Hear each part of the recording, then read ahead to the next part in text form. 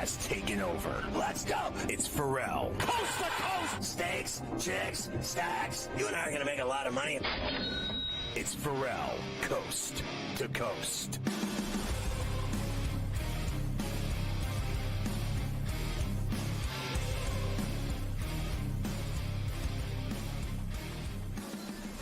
It's Ferrall Coast to Coast in the biggest way possible right here on SportsGrid and SportsGrid Radio. Great to have you with us on a Tuesday. Carver High in for Scotty, of course. Joe Lisi, go for the two, joins us momentarily as well. A lot to do today on a Tuesday, of course. Tons of NBA tonight. Tons of college basketball tonight. Tons of NHL tonight. And of course, it is the week where all the prospective NFL players are running around in shorts in Indianapolis, getting ready. The NFL Combine, lots of general managers and head coaches speaking today as well. Lots of newsworthy items in the National Football League. We start, as always, with the birthday roll call. What do we got today? Dearness Johnson, 28. The Zeker, Casey Cizikas, in at 33. Chandler Jones, 34. Yvonne Gallardo at 38. We have Braden Coburn at 39. Annabelle Sanchez at 40. Denard Span at 40. Devin Harris at 41. Tony Gonzalez, Hall of Famer, 48. Deuce Staley, Deuce, 49 today. They love him in Philly. Yaroslav Modric, 53. Jockey Kent DeSormo, 54. Mike Sullivan, 56. Dallas Eakins, 57. And James Worthy, another Hall of Famer for us, with the birthday roll call today at 63 years young, of course. Happy birthday to you. Happy birthday to you. All right, we got a lot to do today, coast to coast with you. We will start things off, though, with some NBA. There was only a couple games last night. You had one end in tons of controversy. Almost like a give back, right, for the Knicks. Remember, they got screwed a couple weeks ago in Houston on a non-call in the final or a call, I should say, in the final seconds. Well, last night they won on a non-call in the final seconds against the Detroit Pistons, 113-111. We'll give you all the roundup from that, including Monty Williams, who was very, very upset, as he should be. It's been a long year for Monty, and he kind of let it fly last night after the game was over. We do want to welcome in all of our radio affiliates, Ferrall Coast to Coast on a Tuesday.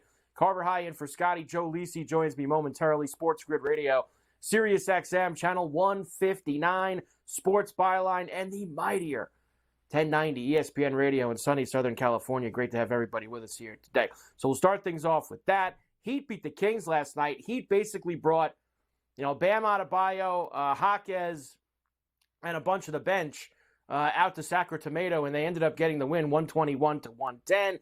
Raptors getting a win in Indiana, so tough back-to-back nights. We got a little Darko Rajakovic today as well. If we're bringing Darko in, it's got to be something decent, and we do have that today. Nets beat the Grizzlies as well. First win for Kevin Ollie as the interim coach there. Every day we talk to Gabe Morency on Coast to Coast. He'll be with us in hour number one. As we told you, big slates and all the sports tonight. We'll see where Gabe's action is at. Also, Mike DeCourcy from the Sporting News. March is almost here.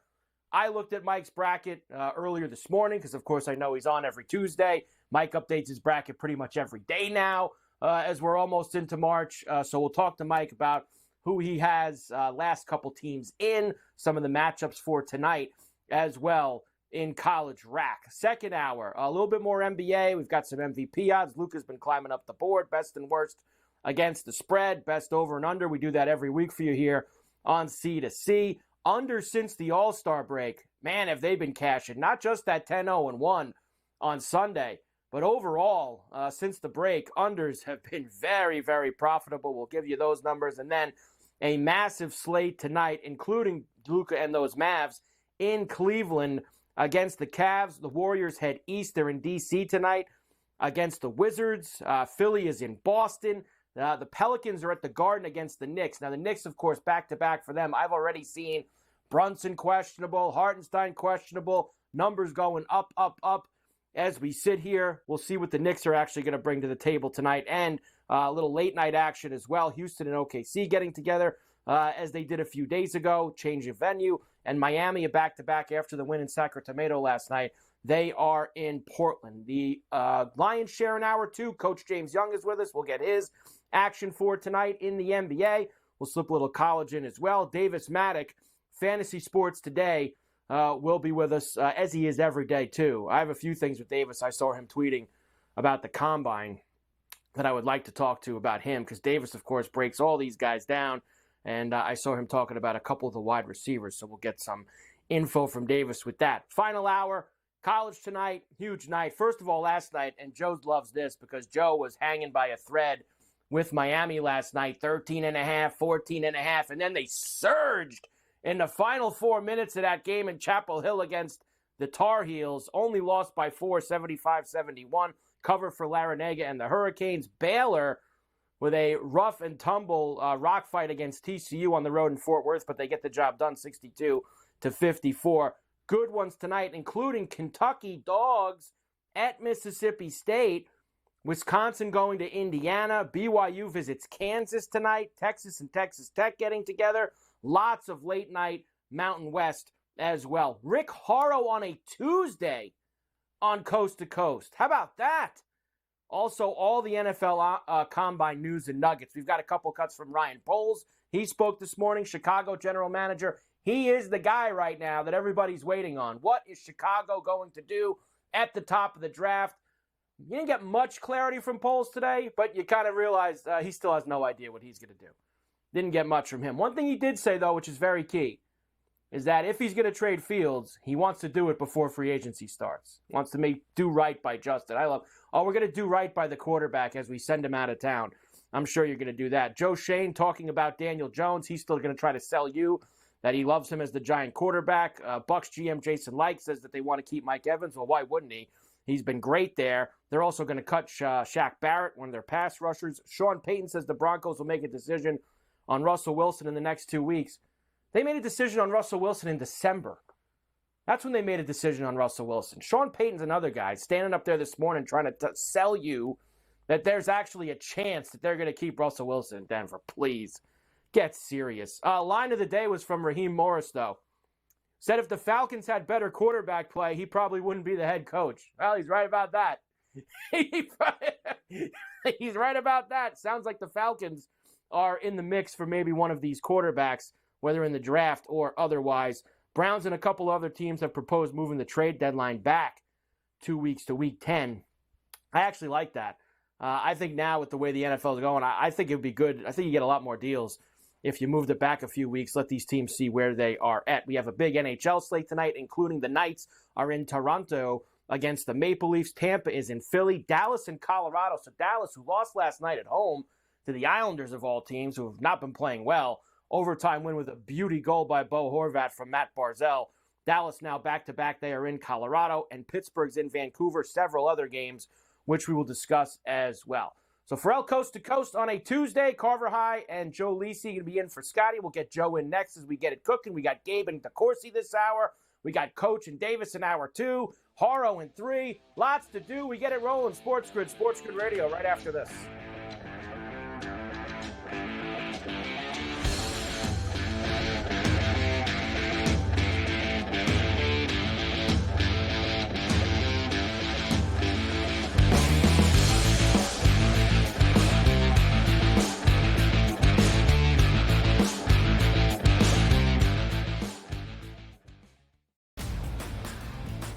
The Lakers lose by double digits last night on the road in Phoenix against the Suns. The Suns get their first victory following the All-Star break, winning by 10 in covering. Anthony Davis played 42 minutes in that game. LeBron James played 37 minutes in a loss. This is the same thing. It's like repeating this over and over and over. Sure, do you want to win these basketball games? Yes, but you sort of say to yourself, all right, at what cost do we have? The Early Line, only on SportsGrid. The Bostonian versus the Book. The first unanimous number 1 team this season in the AP poll, which is the kiss of death. True. Right now, given what we've seen winning on the road in college basketball, it's a kiss of death to walk in there as a unanimous number 1 team in the country. Everyone says you're awesome. Everyone's telling you how great you are. And you go up against a coach, a coach who has your number for the most part. The Bostonian versus the Book. Guess what? Rock fight alert. Rock fight alert. Look at this Missouri-Tennessee score at the under 16. 1-0 Missouri. What is that? Watched the entire Penguin game on Sunday. Been watching a lot of their games. I feel like we're seeing the end of the Empire. There's talk of them maybe trading some big names. Game time decisions. Only on SportsGrid. If Tibbs can find a way to get the Knicks rolling again as everybody comes back, folks, they are going to shoot up the Eastern Conference standings. There are 33 wins. I think the Knicks have a chance to maybe, folks, ready? You think I'm crazy? They could get all the way to 2. It is not out of the question. Betting above the rim. Only on SportsGrid. It's smarter to be on SportsGrid. Your 24/7 sports wagering network.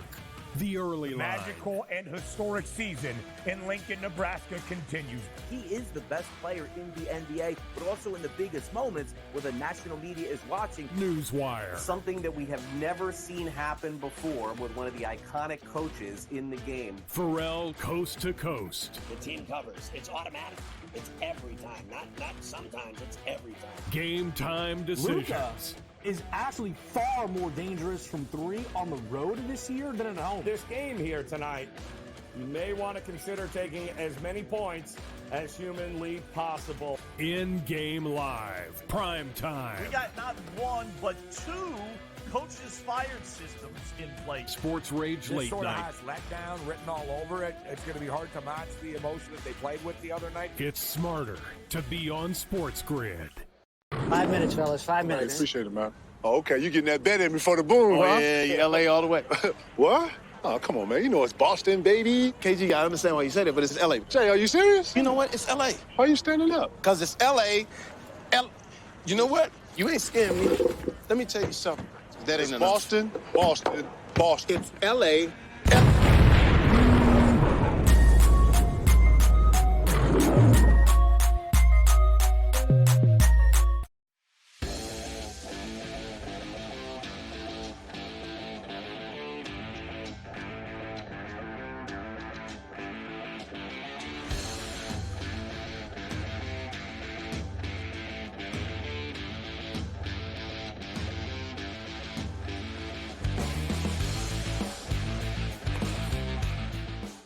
And we are back for El Coast to Coast here on a Tuesday. Carver High in for Scotty. We'll get Joe in here in a moment. But first, we got to tell you, BetMGM is at it again. I mean, they're giving away free money. It's hard to believe, but yes, they are doing it.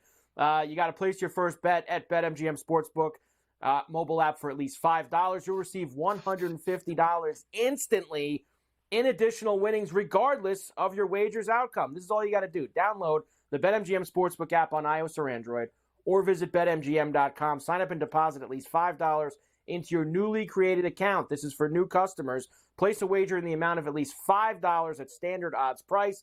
Once you have placed a bet, you'll receive $150 in bonus bets. Does not matter if you win or lose. You do need to use bonus code SG150. That is SG150. BetMGM, they're doing it again. They're giving away free money. We love that here on Coast to Coast. All right, every Tuesday and Wednesday on Coast to Coast, you get the extended version of the somewhat popular, I'm just kidding, it's very popular, SportsGrid radio show, Carver and Lisi, which airs weeknights at 8 p.m. East. And that is with myself and the encyclopedia of college football, who has just been foaming at the mouth because they have the win totals up for like every Power 4 team already next year up on the book, and that is the one, the only. Go for the 2, Joe Lisi. Hi, Joe. How you doing? Hi, Carver. Extremely popular, number one. And I might be the guru of college hoops lately. I don't know. I mean, we missed that mid-major last night. That game sailed through the total. Well, I mean, we did double overtime game. I mean, they scored 200-plus points. There was really nothing that we could do about that. I wish I was on the over there. I mean, that would have been close. Probably, yeah, you know. it really was in trouble the whole way because they had like 80 points in the first half or something like that. So that UNC Wilmington Campbell game, the Fighting Camels, Joe, of Campbell, who ended up winning that game outright. They were dogs at home, and they won the game outright in double overtime against the Seahawks. The nightly obscure mid-major game of the night on Carver and Lisi. That was it with the CAA conference, the Colonial Athletic Association. Joe, we're going to do a lot of the football later, of course. There's a lot going on down in Indy with the Combine. And I think it's mostly, Joe, because we've had like just about a month, barely, not even a month. We've had, 2.5 weeks, 3 weeks since the Super Bowl. So everybody's just dying for any kind of nugget or morsel of information that they can get out of their teams. And yesterday, today, tomorrow, those are the days you get it, especially for the teams, Joe, that didn't make the playoffs, because those guys, those coaches, and those GMs you really haven't heard from in a month and a half since their seasons have ended. So seeing guys like Ryan Poles and Joe Shane and all these guys talking today, it's getting people excited because it's actual football news. Yeah, well, this is where teams build the foundation for potentially a playoff run, and free agents definitely shape rosters as it relates to depth, and more importantly, starters for potential teams as it relates, especially to the quarterback position. You talk about one team in particular for Chicago with their quarterback Justin Fields. If they deal him, whichever team gets Justin Fields has potential huge upside in the right scheme. So I think a team will pay up. A team potentially like Pittsburgh, another team potentially maybe like Minnesota. We have to see what transpires over the course of the next few weeks. We certainly do, and I will have a lot of that info for you later on, Joe. I do have a little bit of polls and some Shane and some likes, a couple of these GMs that did talk today. I will give you that. I always got to give you a little bit of football, Joe. I do. Yeah. I got to make sure that we keep you happy. It's the off season. Joe needs football. But I will start today with the NBA because even though there was only 4 games last night, Joe, we did have a pretty wild finish at the end of the Knicks Piston game at the Garden. So we'll set this up for you, Joe. Knicks have the ball. About 20 seconds left, 25 seconds left in the game. Brunson's got the ball, looking to take the lead here. And things got wild. And the refs basically, Joe, put the whistles away on MSG last night. Here we go. Fontecchio looking to help. Brunson, three-pointer. Off the mark. Rebound deflected. Chased down. Saved by Grimes to Fontecchio. Knocked away. Hartenstein picks it up. Out to DiVincenzo. 10 seconds ago, he throws it away. Ball loose, picked up by Brunson. Brunson inside to Hart. Hart's banks it in. And a foul! Knicks take the lead. Monty Williams is furious. Now, Joe, I know you saw that play last night at the end. I'm going to play Monty for you here in a moment. I mean, DiVincenzo hammered the guy over at midcourt by the sideline. He took his legs out. No call. I was saying earlier, you want to say it's like a give back? You want to say it's a give back? The Knicks got screwed in Houston a couple of weeks ago on that one call. But, I mean, that don't help the Pistons as bad as they are. I mean, they got screwed in that game, Joe. It kills me, though, the consistency about the NBA refs, where guys they call ticky-tack fouls, where guys get hit on the wrist, right? And they're calling N1 and continuation, and this guy's feet gets completely taken out, and there's no call, especially with the game like hanging out in the balance. It's amazing in regards to the inconsistency of NBA refs. They're just like NFL refs during the regular season. It's amazing, but we go back to the days, Big East basketball, the mecca of college basketball, MSG, same thing with old school Knicks. Pat Riley and a little Charles Oakley, Mason. That's what that was back in the day. Blue collar, baby. Blue collar basketball, Joe. That's what it's all about. Monty Williams probably doesn't agree on that assessment of the blue collar basketball. Let's hear how Monty thought the end went. The absolute worst call of the season. No call. And enough's enough. We've done it the right way. We've called the league. We've sent in clips. We're sick of hearing the same stuff over and over again. We had a chance to win the game, and the guy dove into Asar's legs, and there was a no call. That's an abomination. You cannot miss that in an NBA game. Abomination. Period. And I'm tired of talking about it. I'm tired of our guys asking me, what more can we do, Coach? That situation is Exhibit A to what we've been dealing with all season long. And enough's enough. You cannot dive into a guy's legs in a big-time game like that and there be a no call. It's ridiculous, and we're tired of it. We just want a fair game called. Fair game. Fair game. Period. And I got nothing else to say. We want a fair game, and that was not fair. I'm done. All right, bye. See you later. No questions tonight. You know, I get what Monty's saying there, Joe. The unfortunate thing for Monty is, and it shouldn't be this way, but sometimes it is. When you're 8-49, I mean, there's a lot of reasons you're 8-49, but even stuff like that just doesn't go your way. When you're having one of those years, Joe, that's the year that the Pistons are having. They don't get a call like that in that spot. No, and you know, the hometown crowd, the Knicks, they get a little more in regards to that type of situation. It's just the way it is. You know, when you're a loser organization, hey, for Detroit got it for years with Rodman and Lambeer and all those teams back in the day. So you know how it goes. Payback sucks. I do know how it goes, Joe. Payback sucks. The Knicks needed that win, too, because I think they're in a lot of trouble tonight with the Pelicans coming into town. We'll talk about that later. All right, Ferrall Coast to Coast. Here on a Tuesday, Carver High, Joe Lisi in for Scotty, SportsGrid Radio. Gabe Morency next, Sports Rage Late Night on the Grid.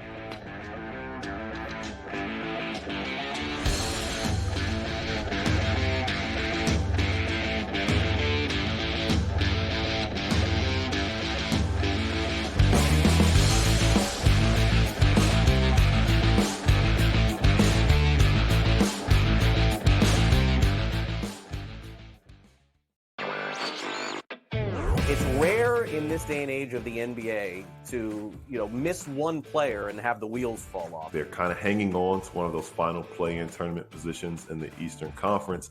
And there are teams like the Nets and the Bulls and the Raptors who are right in that same vicinity, who now they're looking and saying, well, if the Hawks are without a player like Trae Young, and we talk about how important he is, averaging over 26 points.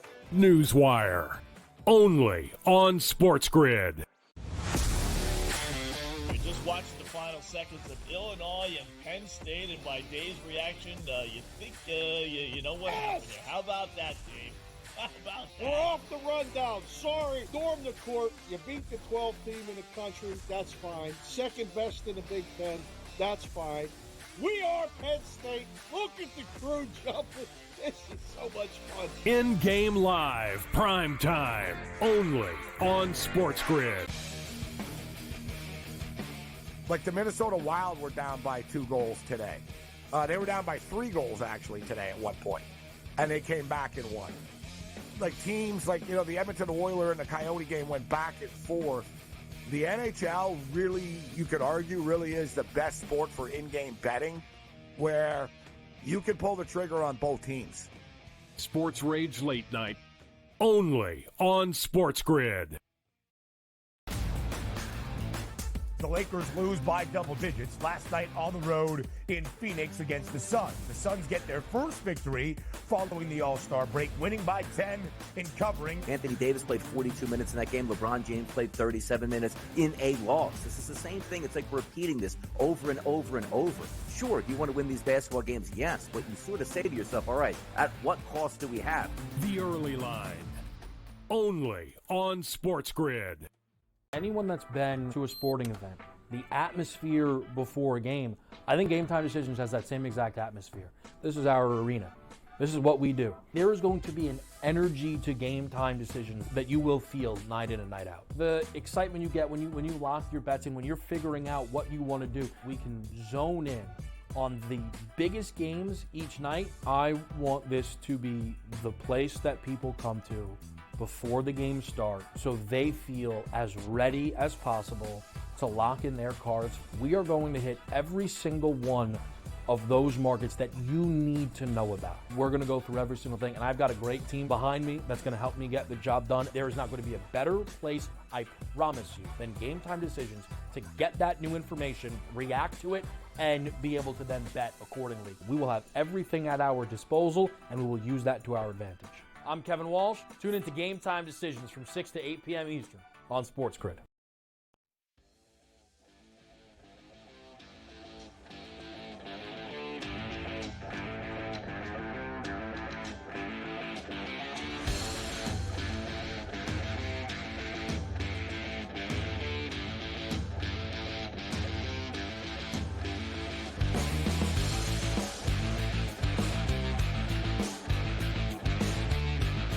And we are back for El Coast to Coast here on a Tuesday. Carver High in for Scotty. SportsGrid Radio. Great to have you with us every day. We have Gabe Morency with us. Sports Rage late night, 10 p.m. East, right here on the grid. Now, we got a full slate tonight. There's a ton of NBA, a ton of hockey, there's a ton of college basketball. But I want to start with this, Gabe, because I saw you tweet about this earlier today, and I agree with you 100% on it. It's going to be so hard. Ohtani played his first game for the Dodgers today. In fact, just had his first at-bat, struck out first at-bat. I see already the joking tweets on social media. Oh, what a bust. Everybody's having fun with it because he struck out in his first at-bat. Whatever, it's spring training. But the bigger point here, Gabe, is this. They were, minus 300 today in a spring training game? It was just – and you brought up, what is it going to be like in the regular season with this team, especially if they start rolling a nightly basis? The price that the Dodgers are going to be at with the lineup that they have on nights when Yamamoto pitches or not, Glass now pitches. I mean, these prices are going to get very, very high, I would think, Gabe, every night with the Dodgers. Well, just imagine when they're taking on a Colorado Rockies team whose win total is 59.5 this year, and they have Yamamoto on the hill or a Walker Buehler on the hill. It's in Los Angeles, 4-game set. They might get to like 600. Like it's going to be like minus 510, minus 520. They're going to be at the back end of every parlay all the time. Just imagine when they play the Oakland Athletics for a couple of games. What's the number going to be, right? They're going to be laying 2.5 a lot, I think, at some point.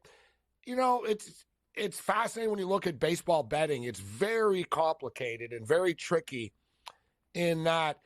Last year, guys, the Detroit Tigers were one of the most profitable teams in the league. Like, seriously, you were up like 1,400 units if you bet on every Tiger game last year because they were such big underdogs all the time. But the Oakland Athletics were big underdogs all the time, Carver, but they never won, so you got burnt, right? So the Dodgers, you were actually up money if you bet every game on the Dodgers. And I think you will be, but you're going to have to lay like $400 to win $100 all the time. So I think the win total is the way to go. The Dodgers are really the kings of the 1.5, though, Carver.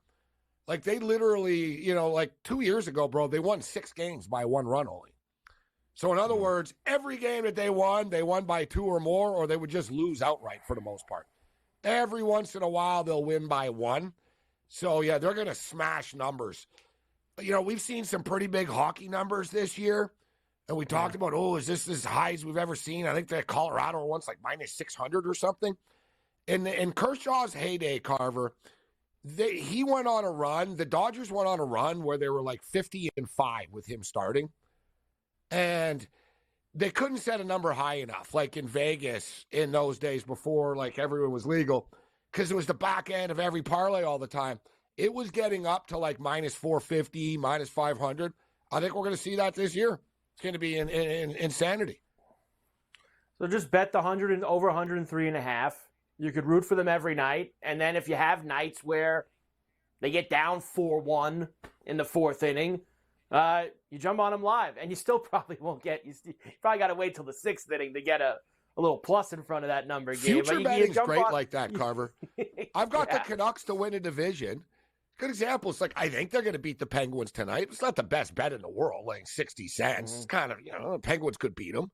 It's not a lock, but I like having these future bets because you're invested in the team, right? You're invested. You don't have to necessarily bet on every game all the time. Same thing in football, right? You take the win total. You have to worry, they're laying 14 points this week. Fine, just win the game, and I'll get a step closer to hitting my win total. Is the one thing I do like about futures betting.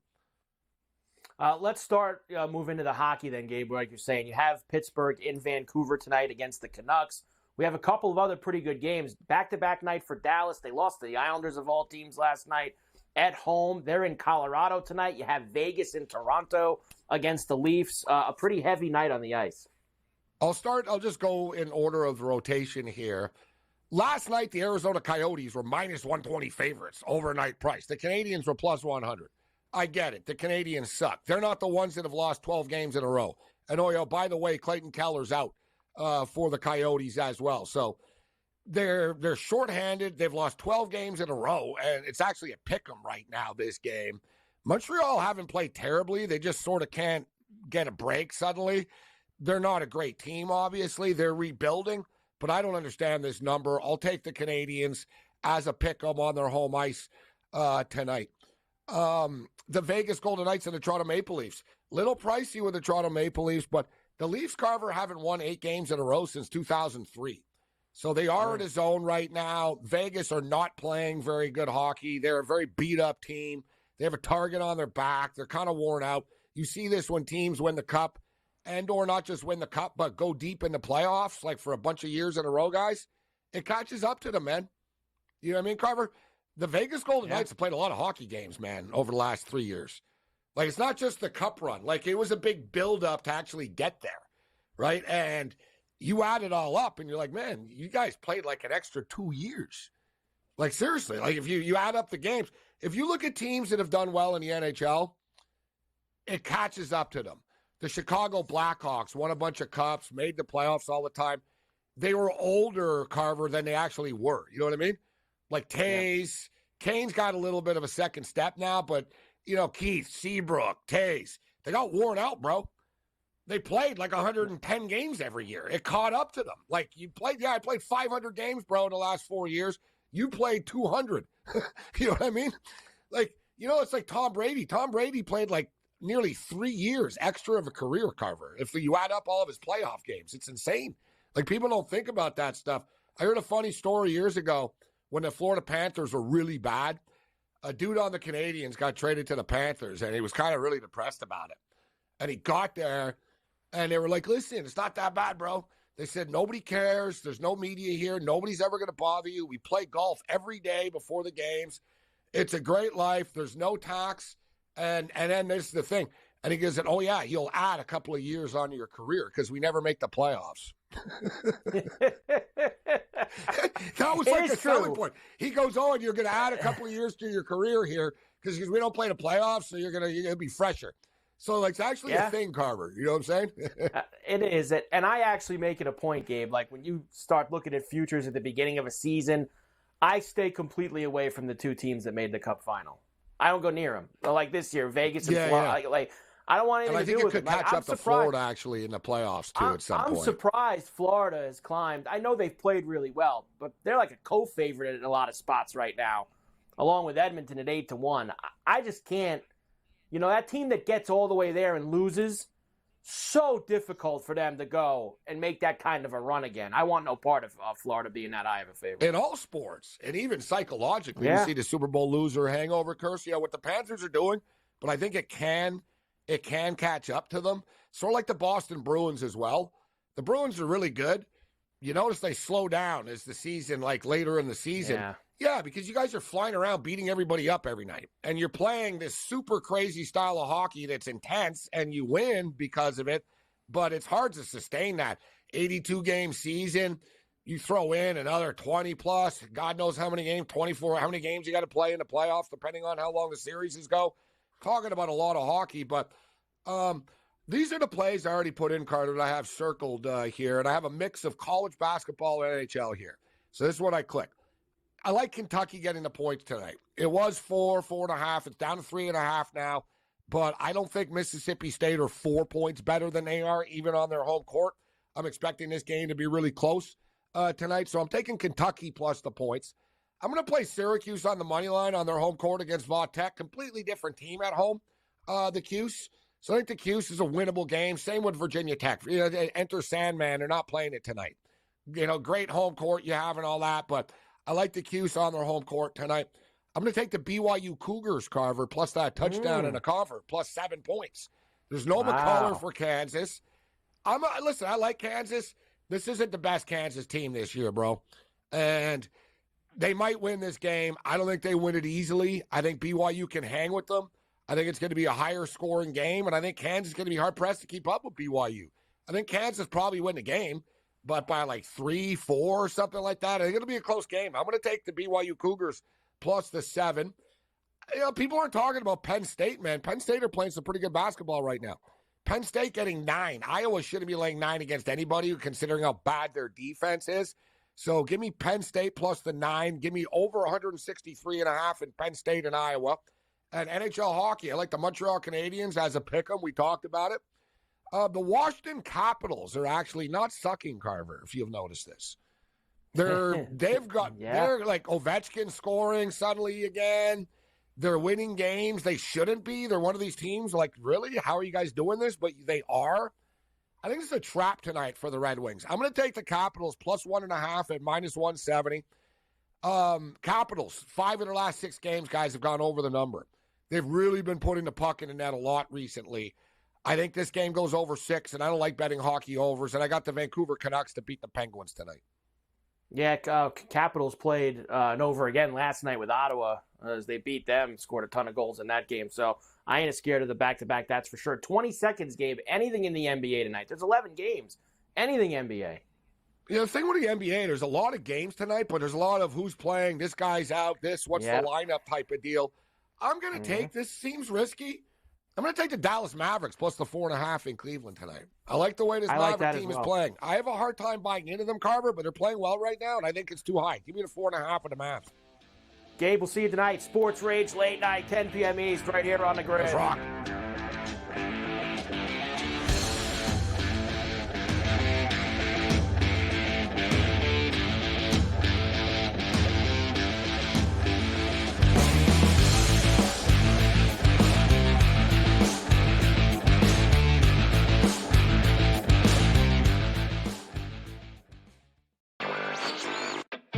It's rare in this day and age of the NBA to, miss one player and have the wheels fall off. They're kind of hanging on to one of those final play-in tournament positions in the Eastern Conference. And there are teams like the Nets and the Bulls and the Raptors who are right in that same vicinity, who now they're looking and saying, well, if the Hawks are without a player like Trae Young, and we talk about how important he is, averaging over 26 points. Newswire, only on SportsGrid. Just watched the final seconds of Illinois and Penn State, and by Dave's reaction, you think you know what happened there. How about that, Dave? How about that? We're off the rundown. Sorry. Storm the court. You beat the 12th team in the country. That's fine. Second best in the Big Ten. That's fine. We are Penn State. Look at the crew jumping.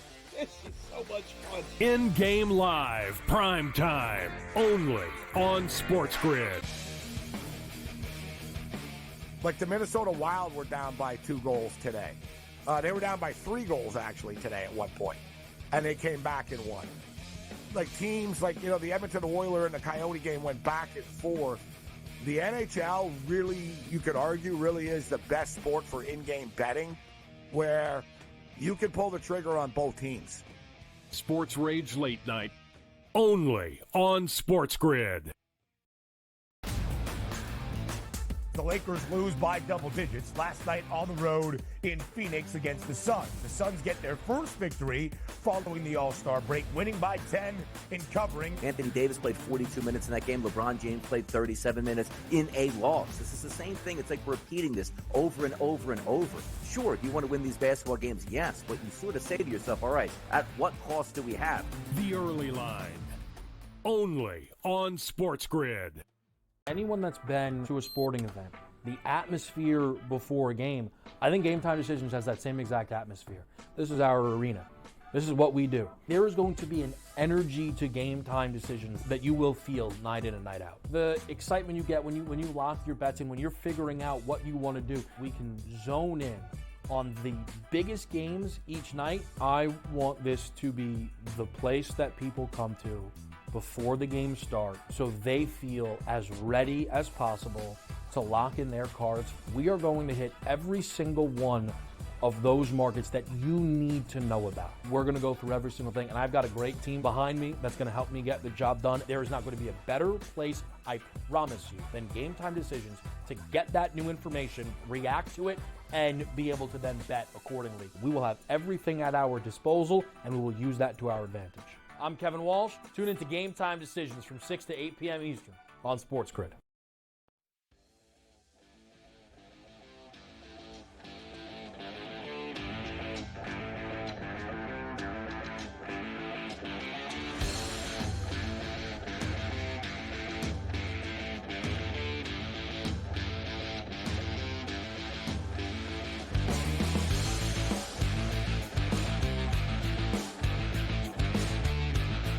And we are back, Ferrall, coast to coast here on a Tuesday. Carver High in for Scotty on SportsGrid and SportsGrid Radio. Great to have everybody with us, of course, every week.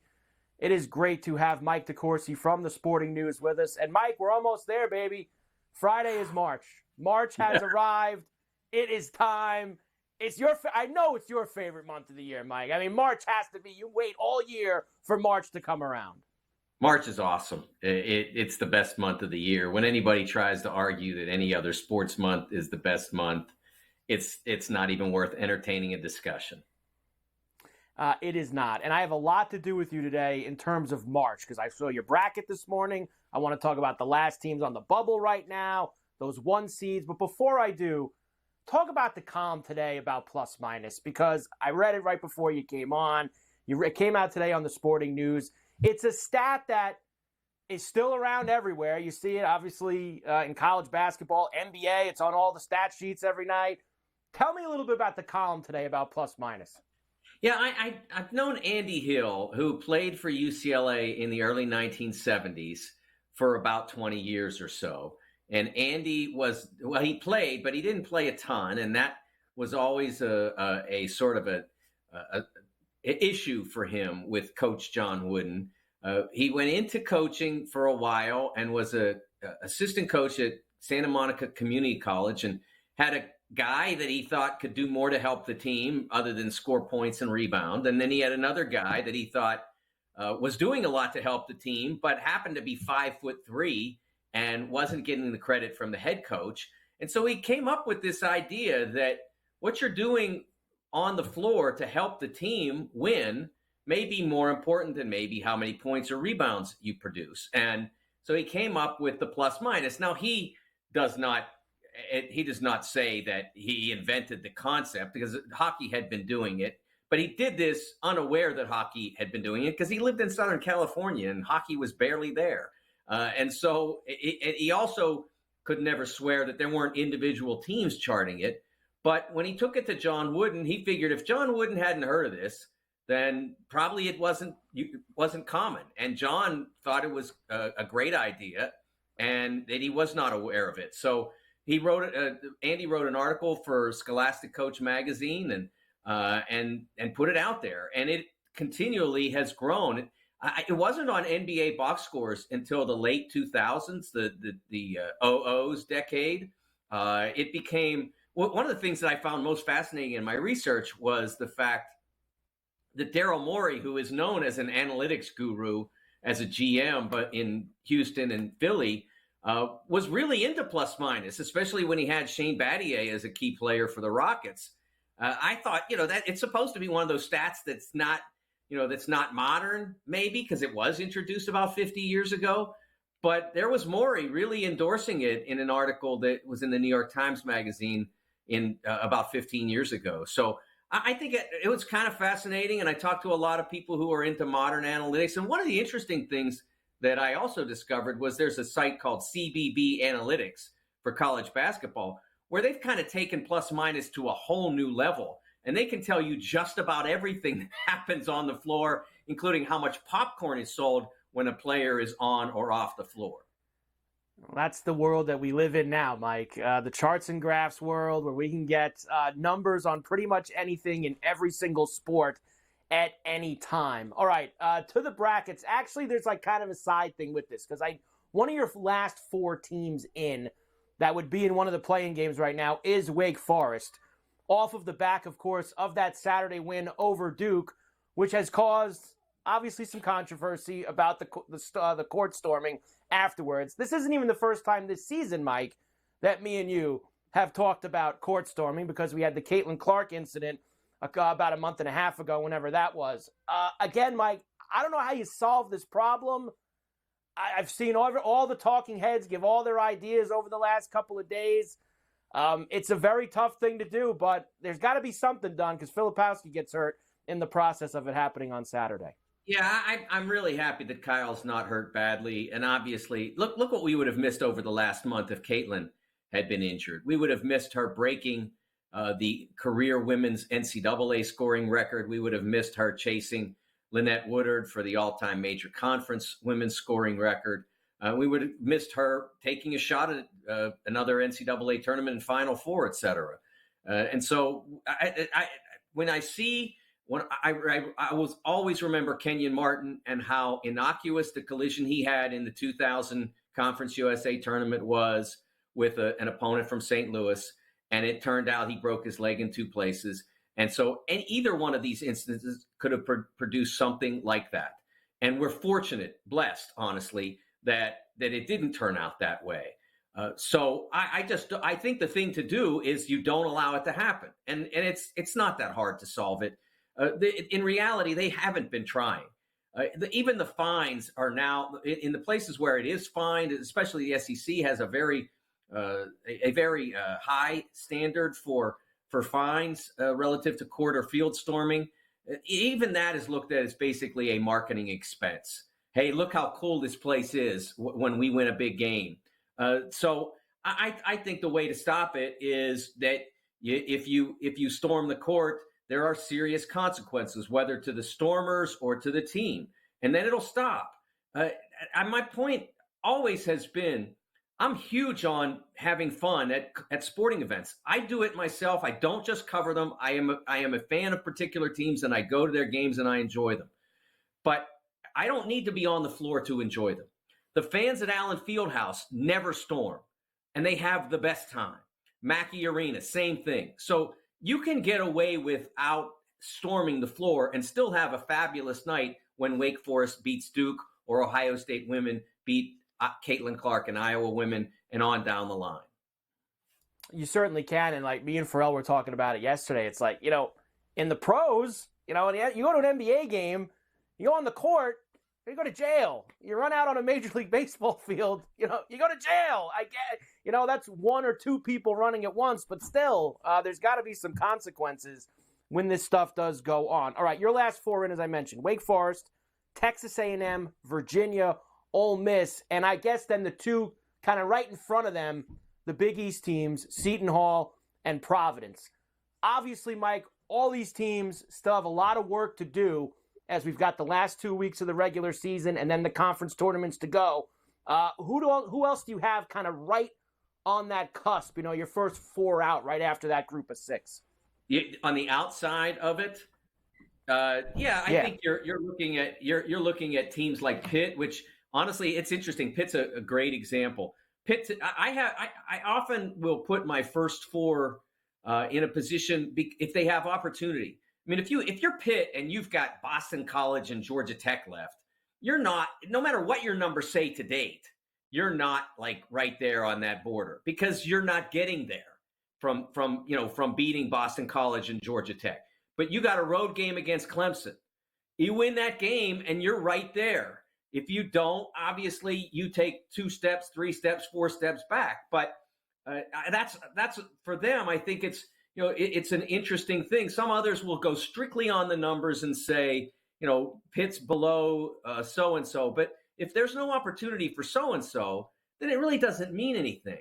I think Pitt's game against Clemson tonight is sort of a ride or die situation. If they win it, they are knocking on the door of Ole Miss, et cetera, to get in. And if they don't win it, then their opportunity to make it comes down to probably beating multiple significant teams in the ACC tournament and maybe even having to win it. Where do you have St. John's right now? It's funny, we talked last week about Pitino calling out the team, and they're 2-0 since Pitino did that, including beating Creighton at the Garden on Sunday to kind of, maybe move themselves a little bit closer. They obviously have a lot of work to do, but are they in that last 4 or 5 teams right on the outside looking in? They are in the next 4 out. I believe, if I remember correctly, that we'll have to check the tape, but I believe I told you that Patino never really does anything that doesn't have for effect. That he's got, there's a plan behind everything he does. And so I think it has had the intended effect of getting the Red Storm focused and energized for those 2 games. But they still have a long way to go, much longer than, say, Pitt does. They have a lot more to do to tidy up their resume. But it's not sort of a one-game scenario for them like it is for Pitt based on the Panthers' schedule. The Panthers obviously have to beat Clemson and then finish off with the remaining games by not stumbling. For St. John's, there's more opportunity there, and so they could maybe take a loss if they get the significant that are available to them. A couple of games tonight, Mike. First, Kentucky goes to Mississippi State. Now, Kentucky, it's been a little bit of a roller coaster lately. Great win at Auburn, close loss on the road at LSU, and then they smashed Alabama on Saturday in that 117-95 game. How about Kentucky tonight on the road at Mississippi State, where they are dogs on the road here tonight? Yeah, Kentucky scares me every time they take the floor. It's going to be a frightening exhibition of incredible offense, or they're going to lose a game they probably shouldn't lose. And the one thing that's interesting is that when they play a team where they could take a loss and you'd say, well, that was a really good team, or that was a really good team on the road, those are the games they've been wrecking people. They did it to Alabama. They did it to Auburn. The numbers said they should have lost both of those. Logic said they should have lost both of those, and instead they cruised basically in both of them. Mississippi State scares me. They're a really good defensive team. They have some excellent players. They are probably a team that could really use a victory like Kentucky because they've been hanging around the 8-9 neighborhood for a long time, looking to do something remarkable to get their resume some attention. And this is an opportunity for that. So I think this may be, in a lot of ways, the game that stacks up as the most difficult game for Kentucky since they had South Carolina. That was going to be a difficult game for Kentucky because of South Carolina's experience and toughness, and they really made it hard on the young Wildcats. And this is another one. South Carolina is more experienced than Mississippi State, but Mississippi State is a very fine defensive team, and they could bother the Wildcats. We'll see what their mentality is like. With UK, it's always about how focused they are, because if they had been even 75% focused, they'd have won the LSU game. They were less than 50%. About 30 seconds left here, Mike. BYU's been playing some good basketball, but over the weekend they went into the Little Apple and lost to Kansas State. They hang out in Kansas for a few more days. Jayhawks tonight, Mike. Do you think they give them a game? Well, the Jayhawks are down a starter with Kevin McCullough banged up with his knee, and it seems like the idea at this point is to just try to get him ready for March. And Kansas doesn't have much to lose. They've got a number 2 seed. They're trying to hold on to that. They get to play at home for this one.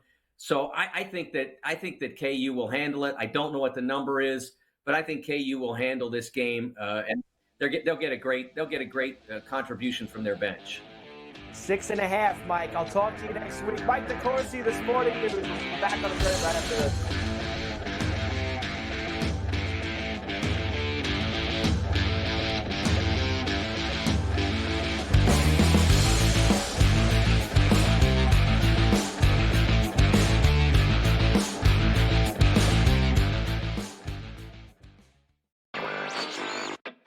It's rare in this day and age of the NBA to, miss one player and have the wheels fall off. They're kind of hanging on to one of those final play-in tournament positions in the Eastern Conference. And there are teams like the Nets and the Bulls and the Raptors who are right in that same vicinity, who now they're looking and saying, well, if the Hawks are without a player like Trae Young, and we talk about how important he is, averaging over 26 points. Newswire, only on SportsGrid.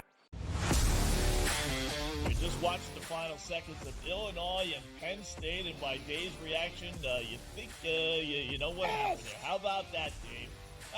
We're off the rundown. Sorry, storm the court. You beat the 12th team in the country. That's fine. Second best in the Big Ten. That's fine. We are Penn State. Look at the crew jumping. This is so much fun. In-game live, prime time, only on SportsGrid. Like the Minnesota Wild were down by 2 goals today. They were down by 3 goals, actually, today at one point. And they came back and won. Like teams like, the Edmonton Oilers and the Coyote game went back and forth. The NHL really, you could argue, really is the best sport for in-game betting, where you can pull the trigger on both teams. Sports Rage Late Night, only on SportsGrid. The Lakers lose by double digits last night on the road in Phoenix against the Suns. The Suns get their first victory following the All-Star break, winning by 10 in covering. Anthony Davis played 42 minutes in that game. LeBron James played 37 minutes in a loss. This is the same thing. It's like repeating this over and over and over. Sure, do you want to win these basketball games? Yes, but you sort of say to yourself, all right, at what cost do we have? The early line, only on SportsGrid. Anyone that's been to a sporting event, the atmosphere before a game, I think Game Time Decisions has that same exact atmosphere. This is our arena. This is what we do. There is going to be an energy to Game Time Decisions that you will feel night in and night out. The excitement you get when you lock your bets in, when you're figuring out what you want to do, we can zone in on the biggest games each night. I want this to be the place that people come to before the games start, so they feel as ready as possible to lock in their cards. We are going to hit every single one of those markets that you need to know about. We're going to go through every single thing, and I've got a great team behind me that's going to help me get the job done. There is not going to be a better place, I promise you, than Game Time Decisions to get that new information, react to it, and be able to then bet accordingly. We will have everything at our disposal, and we will use that to our advantage. I'm Kevin Walsh. Tune into Game Time Decisions from 6 to 8 p.m. Eastern on SportsGrid.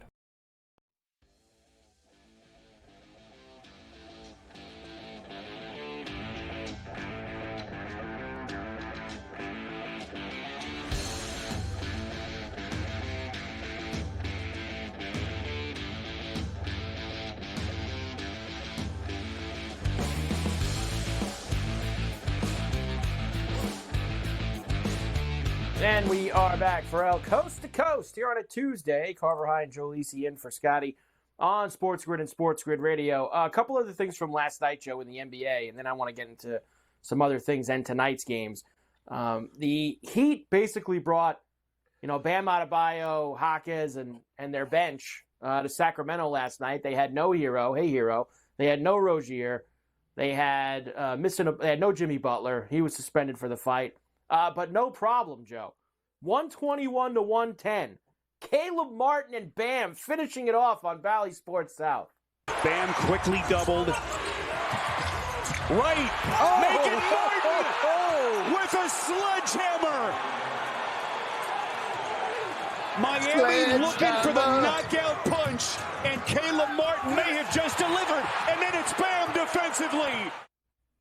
I believe Spiro there on NBA TV, not the Valley Sports South cut. Either way, Joe, nice job by the Heat last night. Now, they'll play again tonight in Portland with probably the same situation. I'm going to give you all the injury stuff a little bit later, but it's that time of year, Joe. Just like how we talk about March, college basketball, March Madness, it's also when the Miami Heat decide, it's time to start playing. It's almost playoff time. Let's go.